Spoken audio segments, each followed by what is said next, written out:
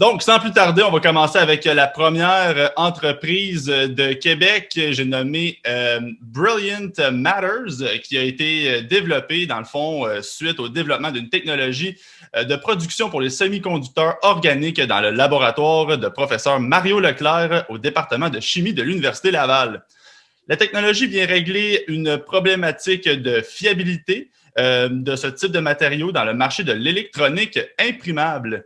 Donc, on parle principalement des marchés visés comme des piles solaires, des photodétecteurs, des dispositifs électrochimiques et les senseurs. Donc, c'est un peu l'information que j'ai aujourd'hui. Et pour nous présenter cette superbe technologie et entreprise, nous avons la chance d'avoir le CEO Jean-Rémy Pouliot. Bonjour Jean-Rémy. Bonjour, Julien, ça va bien? Ça va bien tout le monde? Vous m'entendez bien? Oui, A1. Super. Donc, je pars ça, c'est ça? Oui. Super, je vais partager mon écran.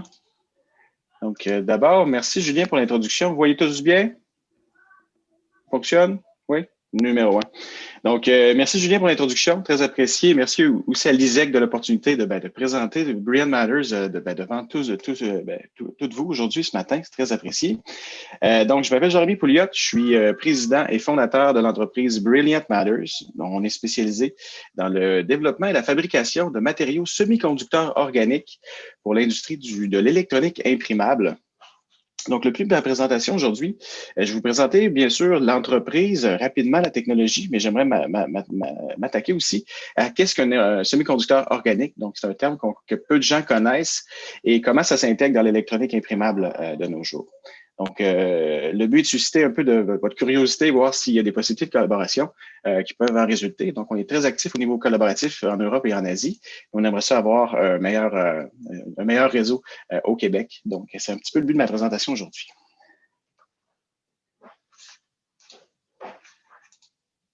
Donc, comme Julien l'a mentionné, on est issu du laboratoire du professeur Mario Leclerc à l'Université Laval. Donc, la technologie déjà un certain temps. Donc, on a développé la technologie à partir de 2010. On l'a peaufiné jusqu'en 2015. On a incorporé la compagnie en 2016, Philippe, François et moi. Et depuis ce moment-là, donc, on a une belle croissance. Donc, on a une croissance des ventes qui s'approche d'environ 250% par année. On a franchi le cap du million l'année passée au niveau des ventes globales. On a la chance également d'accueillir des nouveaux talents à chaque année. Donc, on est rendu 13 à temps plein dans l'entreprise. On est présentement physiquement incubé à l'Université Laval, mais on va se déplacer dans nos propres locaux à Saint-Augustin au cours des prochains mois. Donc, c'est un petit peu ça pour le background. Donc, ce qui nous intéresse, nous, de notre côté, c'est un segment qu'on appelle le marché de l'électronique organique, donc qui est un sous-segment de l'électronique imprimable. Donc, la différence est qu'on incorpore dans ce type d'électronique là, c'est des semi-conducteurs organiques. Donc, on vient faire un travail supplémentaire. On maintient quand même les qualités électronique des dispositifs, mais on apporte une nouvelle dimensionnalité. Donc, on apporte une dimensionnalité de flexibilité, donc des propriétés mécaniques qui sont un petit peu qui sont intéressantes, je dirais pas plus intéressantes. C'est une électronique qui se veut complémentaire ou qui adresse des problèmes où l'électronique est peu présente à l'heure actuelle. Donc, c'est vraiment pas on n'est pas là pour compétitionner directement l'électronique, mais vraiment d'apporter des nouvelles solutions sur le marché. Vraiment, ce qui a lancé ce marché-là au cours des dernières années, c'est ce qu'on appelle les OLED. Donc, si vous avez un téléphone cellulaire high-end, donc que ce soit un Apple, un LG, un Samsung, votre écran d'affichage est probablement fait sur cette technologie-là. Donc, c'est un marché de 38 milliards. Donc, c'est vraiment ce marché-là qui a ouvert l'électronique imprimable. L'électronique organique. Et donc, au fil des 5 dernières années, on a vu des nouvelles technologies apparaître de plus en plus. Donc, les cellules solaires flexibles, des dispositifs électrochromiques, donc qui est un principe assez simple. Donc, c'est juste, on applique un potentiel, un voltage sur un matériau. On vient changer sa couleur. Donc, on peut passer de bleu ici, par exemple, à transparent. Des photodétecteurs, des circuits logiques, donc et une multitude d'autres senseurs qu'on peut faire avec ces semi-conducteurs-là.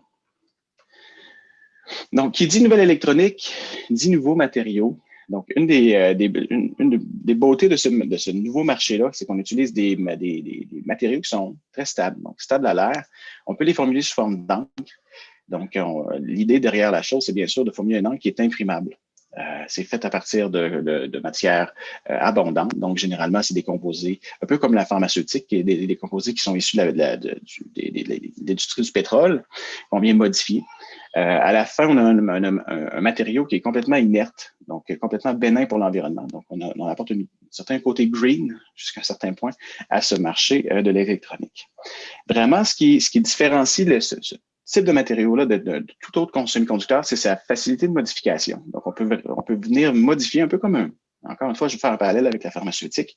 On peut venir modifier la structure fine moléculaire de la structure pour réellement venir sortir les caractéristiques qu'on veut avoir. Donc, ça peut être la biocompatibilité, ça peut être une couleur, ça peut être une propriété de mobilité de charge, ça peut être une fenêtre spectrale qu'on vient grandir, qu'on déplace. Donc, on peut vraiment faire un peu ce qu'on veut avec les semi-conducteurs. Donc, ce qui vient, la grande différence est, à l'heure actuelle, est dans la chaîne de valeur. Donc, les semi-conducteurs organiques versus les semi-conducteurs classiques ne passeront pas dans une fab, donc on va utiliser plutôt une imprimante pour fabriquer le dispositif unitaire. Donc, c'est un peu vraiment ce qui casse entre les deux, entre le marché standard de l'électronique et ce nouveau type d'électronique, nouveau type de marché. Notre fab, nous, dans le fond, le semi-conducteur que je vends à mon client étant comme une fab, en fait, c'est un imprimeur. Donc, c'est pas une fab comme on la conceptualise habituellement. Pourquoi ça devient de plus en plus populaire, ce type d'électronique-là, autour du monde? Bien sûr, il y a les valeurs ajoutées qu'on vient au niveau du dispositif, comme je mentionnais un petit peu plus tôt, mais c'est la facilité de s'équiper et de fabriquer ces dispositifs-là. Donc, ça utilise, somme toute, des processus qui sont assez simples, bien connus au niveau de l'impression. Ça demande un investissement minimal au niveau de l'achat d'équipement. Donc, on parle d'une ligne de production à l'heure actuelle, comme celle-ci. Donc, c'est entre 5 et 10 millions pour s'équiper. On parle vraiment des applications de très haut volume également. Donc, si vous voulez faire des milliards de dispositifs différents, par exemple, c'est une sorte de technologie qui peut vous amener rapidement avec un investissement, comme je mentionnais, très bon équipement en CAPEX. Et un des points que je pense que tout le monde apprécie beaucoup autour du monde, c'est que la fabrication se fait dans des conditions ambiantes. Donc, on n'a pas besoin de clean room. Donc, vous pouvez vraiment on voit beaucoup d'imprimeurs, par exemple, utiliser les mêmes espaces qu'ils utilisent pour imprimer des magazines, par exemple, pour imprimer ce type de dispositif-là. Ce qu'on s'est rendu compte, je vais revenir un petit peu sur l'entreprise, notre place dans le marché. Ce qu'on s'est rendu compte lorsqu'on faisait nos études graduées, c'est qu'il y avait quand même une bonne offre de matériaux semi-conducteurs au niveau des quantités R&D. Donc, vous pouviez acheter une petite quantité sans problème, c'était bien validé, ça marchait bien. Lorsqu'on passait à l'étape d'après, donc sur des volumes un petit peu plus conséquents au niveau du commercial ou de l'industriel, il y avait très, très peu d'offres. Et ce qu'on s'est rendu compte, c'est que les technologies de production qui venaient de la pharmaceutique étaient très peu adaptées vraiment aux molécules qu'on faisait. Donc, il y avait toujours des problèmes de fiabilité du matériau au bout de la ligne. Donc, nous, on a vu des histoires d'horreur pendant qu'on était au doctorat. Donc, des gens qui achetaient des kilos de matériaux. Puis, des kilos de matériaux, de notre côté, ça vaut des centaines de milliers de dollars. Et que le matériau, dans le fond, ne fonctionnait tout simplement pas. Et c'était impossible, en fait, peu importe la façon que tu le faisais, c'était impossible de faire. Donc, on s'est vraiment concentré au doctorat à développer une nouvelle technologie qui nous permettait de mettre à l'échelle la plupart des semi-conducteurs organiques. Donc, c'est vraiment là que se situe l'offre de Brain Matters. Donc, on arrive avec une possibilité de développer des matériaux de la R&D d'une certaine façon jusqu'à la production avec notre plateforme. Et à l'heure actuelle, le marché est en pleine explosion. Donc, on a des clients un petit peu partout qui veulent développer différents types de dispositifs et qui n'ont pas accès à de la matière première de qualité. Donc, on a bien sûr, tout est protégé par un ensemble de brevets. Et également, les matériaux qu'on propose de façon générale sont protégés également. Donc, ici, c'est un petit peu notre modèle d'affaires, puis je vais en reparler aussi la prochaine slide. On s'intègre vraiment bien avec nos clients de façon générale. Il faut travailler main dans la main. Donc, nous, on s'occupe de façon générale de tout ce qui est le développement matériel du matériau, donc du gramme au multigramme en phase R&D ou pré-pilote. Et on va travailler main dans la main avec le prototypage, donc l'entreprise, que ce soit un client, un partenaire, un laboratoire de recherche, et on vient de développer, dans le fond, ce qu'on peut appeler une génération ou un MVP, jusqu'à un certain point, si on parle de Lean Startup, pour ensuite, une fois qu'on a quelque chose de viable, qui est quelque chose de commercialisable chez le client, mais nous, on s'occupe ensuite de la mise à l'échelle et de la production par la suite. Une facilité aussi avec la plateforme, c'est qu'on fait de l'itération plus rapide que nos compétiteurs. Donc, on est capable de converger vers un produit beaucoup plus rapide que notre compétition à l'heure actuelle, tout en maintenant la mise à l'échelle dans le design. Et bien sûr, encore une fois, tout est protégé par la propriété intellectuelle à la fin. Donc, ce qui vous donne une liberté de conscience lorsque vous commercialisez à cet égard-là. Donc, ici, j'aimerais juste prendre peut-être juste un petit 2 secondes pour vous rappeler, dans le fond, qu'on peut faire vraiment une multitude de semi-conducteurs. C'est vraiment notre force et qu'on aime travailler en partenariat. Donc, c'est vraiment le but de ma présentation aujourd'hui. Donc, si jamais il y a des gens qui seraient intéressés à faire quoi que ce soit des semi-conducteurs organiques, s'il vous plaît, venez me parler après les présentations. Ça va me faire plaisir de discuter avec vous. Au niveau du business model, on a un business model qui est hybride. Donc, on développe nos propres produits in-house, principalement sur une niche où on a fait une tangente en 2018 sur le solaire. En fait, je vais en parler un petit peu plus tard.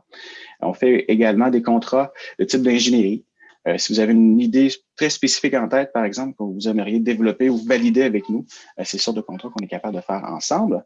Et on a aussi une panoplie, on a une quarantaine de matériaux semi-conducteurs qui sont un petit peu les points de départ pour vraiment les partenaires, les partnerships qu'on fait pour venir valider si ça peut fonctionner dans votre application. Donc, on a ça. Vous pouvez les voir sur le site web. Vous pouvez me contacter si jamais vous voulez en discuter. Donc, un cas ici, je voulais vous parler un petit peu de qu'est-ce que c'est tangiblement un cas dans ce marché-là. Nous, en 2018, on a décidé de converger vers un marché. Donc, suite, ça faisait 2 ans qu'on avait lancé l'entreprise. On avait un petit peu farfouillé tous les marchés. On voulait vraiment converger vers quelque chose pour aller jusqu'à la production. Donc, on a décidé. Puis, la niche qu'on a choisie, c'est le photovoltaïque flexible. Donc, pour plusieurs raisons. L'une d'elles était, on voyait un bénéfice très clair à remplacer les semi-conducteurs dans ces technologies-là. Donc, pour les régler d'une certaine façon, à notre façon, le e-waste. Donc, la cause première de la pollution des panneaux solaires est liée aux semi-conducteurs en soi. Donc, pour deux problèmes. Donc, soit l'élément en soi. Donc, généralement, on peut utiliser du plomb, du cadmium également. Très difficile à recycler. Ça demande énormément d'énergie également pour faire sur un panneau solaire. Et ça demande, c'est le marché hautement régularisé. Donc, ça demande des investissements de l'ordre du milliard pour pouvoir rentrer dans ce marché. Donc, j'espère que j'ai du bruit de mon côté. C'est des technologies qui sont très, très, très dispendieuses, qui ont un impact environnemental là, significatif. Donc, on verra donc une vague qui devrait approcher dans les 2030-2040. On prédit vraiment une vague de pollution à cause de la désuétude des panneaux. Et c'est un retour sur l'investissement en termes d'énergie qui est quand même assez long. Nous, on s'est tourné vers une solution qui s'appelle les panneaux solaires organiques. Donc, c'est des panneaux solaires qui sont tout imprimés. Donc, c'est on commence par exemple avec un substrat qui peut être du PET, par exemple. On vient déposer, on va induire différentes encres successivement. Donc, on commence avec une électrode d'argent, par exemple. On vient étendre ensuite ce qu'on appelle un HTL, donc un Hole Transport Layer. Et ensuite, on imprime le reste des dispositifs. Puis on vient ensuite encapsuler. Donc, il faut bien sûr s'assurer qu'il n'y a pas d'eau et d'oxygène à l'intérieur du dispositif. Ça reste des composés organiques au bout de la ligne. Donc, donc quelques figures de mérite. Donc, je travaille, on a des gens en électronique ici, donc juste pour montrer un petit peu le processus de fonctionnement au niveau de la pile solaire. Donc, c'est un petit peu différent que d'une jonction PN, dans le fond, le panneau standard. Nous, on vient mélanger 2 matériaux, soit un de type P, un de type N, et on vient, dans le fond, créer cette différence. Donc, avec le niveau d'énergie limite, on vient créer une certaine différence entre les deux. ce qui va faire en sorte qu'on est capable de générer un courant électrique suite à l'absorption d'un photon. Donc, ici, c'est une courbe assez standard en PV. Et ici, c'est le type de matériau qu'on va retrouver dans les piles solaires. Donc, c'est des matériaux à base de carbone. Ce qui fait en sorte qu'il y a un très bon momentum dans le marché sont les figures de mérite, les bénéfices de cette technologie. Donc, on parle de 7 fois moins d'émissions de gaz à effet de serre lors de la production de panneaux d'OPV versus du multicristallin. C'est la technologie, en fait, qui est la plus verte, d'une certaine façon, dans tout le spectre de technologie solaire à l'heure actuelle. C'est la technologie également qui nous permet d'avoir un meilleur rendement au niveau de l'énergie. Donc, ça prend moins de 2 mois à rentabiliser l'énergie nécessaire pour fabriquer le panneau, en termes de l'énergie produit. Donc, c'est environ, comme vous pouvez voir, c'est 10 fois plus rapide que le silicium amorphe, le silicium multicristallin, pardon. Et vraiment, ce qui vient, le vecteur, en fait, qui fait en sorte qu'il y a de plus en plus d'intégration de ce type de panneaux-là, c'est la puissance, le rapport poids-puissance. Donc, c'est des panneaux qui sont extrêmement légers pour la puissance qu'ils vont générer. Donc, on parle d'environ d'un facteur 25 versus le silicium multicristallin. À l'heure actuelle, cette donnée-là devrait monter encore dans les prochaines années avec les percées qui devraient arriver. Donc, on est vraiment sur ça, c'est le minimum que cette technologie-là peut donner. Au niveau des marchés, on a quatre grandes sections au niveau du marché, soit ce qui est intégré dans les buildings, donc ce qu'on appelle du VIPV. On travaille avec plusieurs clients autour du monde dans ce volet-là.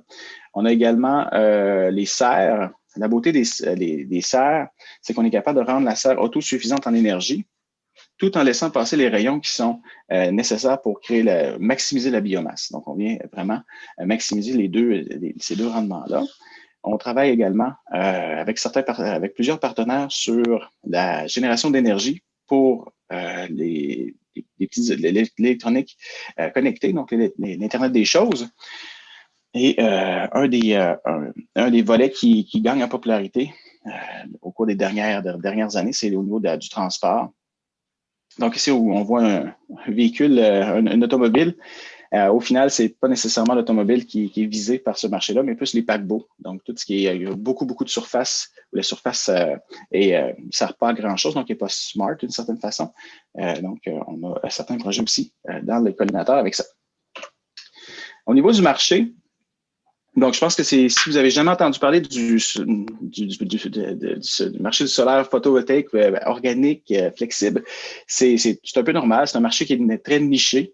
On prévoit une explosion de ce marché-là, une première commercialisation entre 2020 et 2024, selon l'ensemble de nos clients. Donc, c'est une étude de marché qui a été faite par discussion avec nos clients. Donc, c'est pas des analystes qui ont fait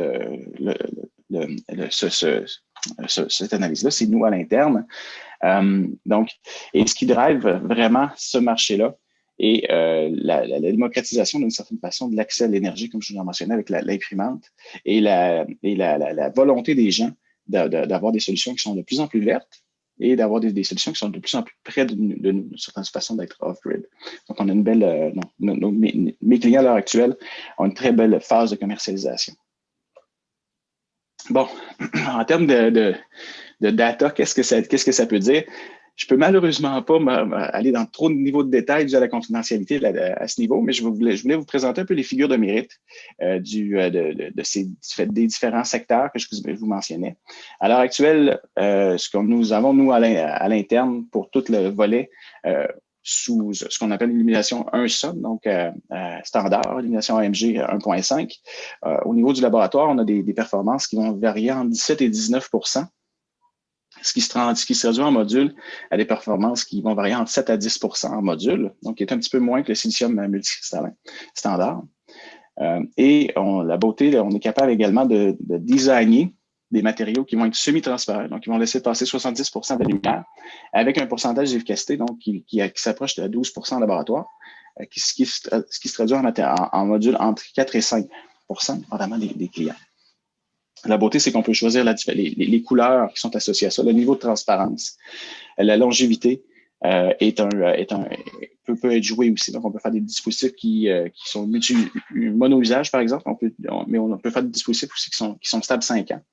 Et c'est toujours compatible pour des productions haut volume. Et un volet aussi intéressant, on est capable de modifier encore une fois la structure et d'être très performant au niveau à l'intérieur, donc tout ce qui est la génération d'énergie à l'intérieur.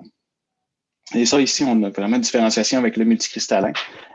Donc, on est capable d'avoir des performances, en fait, supérieures maintenant à 30% en laboratoire au niveau de la conversion à 1000 lux. Donc, 1000 lux, c'est à peu près une lampe de chevet, un petit peu moins puissante que des fluorescents. Là, donc, c'est à peu près une lampe de chevet au niveau de 1000 lux. Donc, ce que nos clients recherchent, c'est des hauts voltages, des hautes puissances au niveau de la sortie. Et donc, au niveau du device lifetime, donc on est plus au niveau de 10 ans à ce niveau-là. Donc, c'est moins fort comme rayonnement d'une certaine façon. Donc, ça brûle moins vite à cet égard. C'est un peu ça au niveau du data.